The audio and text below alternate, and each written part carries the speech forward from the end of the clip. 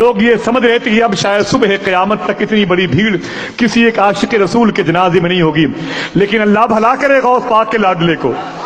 125 کروڑ لوگ ظاہری طور پر تھے اور کتنے باطنی طور پر تھے۔ ایک بڑے مقدس بزرگ سرکار تاج الشریعہ کے جنازے میں تھے، جن کے بارے میں یہ روایت مشہور ہے کہ وہ جب کسی بارگاہ میں جاتے ہیں تو جب تک ان کو ان کے سلام کا جواب نہیں ملتا واپس نہیں آتے ہیں۔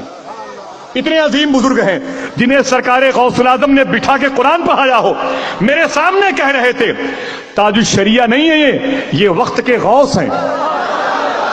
رب کعبہ کی قسم انہوں نے کہا تھا کہ یہ تاج الشریعہ صرف تاج الشریعہ نہیں تھے، یہ وقت کے غوث تھے۔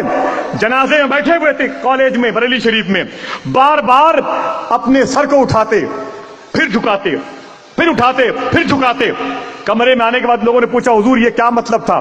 فرمایا تھا کہ حضور تاج الشریعہ کے عالم ارواح میں جانے کی دھوم مچی ہوئی ہے، دھوم مچی ہوئی ہے۔ اللہ اکبر،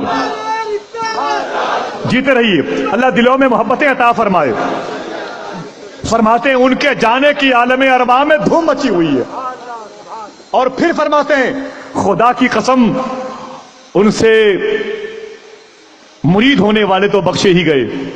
آج جن جن لوگوں نے اس جنازے میں شرکت کی ہے خدا کی قسم انشاءاللہ سب بخشے جائیں گے، انشاءاللہ کہہ دیجئے سب بخشے جائیں گے۔ اور جن لوگوں کے دلوں کے اندر یہ آرزو دبی کی دبی رہ گئی نہیں شرکت کی ہے، انشاءاللہ یہ آرزو ہی کام آئے گی، یہ آرزو کام آئے گی انشاءاللہ۔ فرماتے ہیں اب آخری سانس تک بروز قیامت تک یہ جو خاندان ہے اعلیٰ حضرت کا، اس میں کوئی بھی شخصیت جب آئے گی اس کو بڑا عہدہ ملے گا، لیکن تاج الشریعہ کا نائب ہی رہے گا۔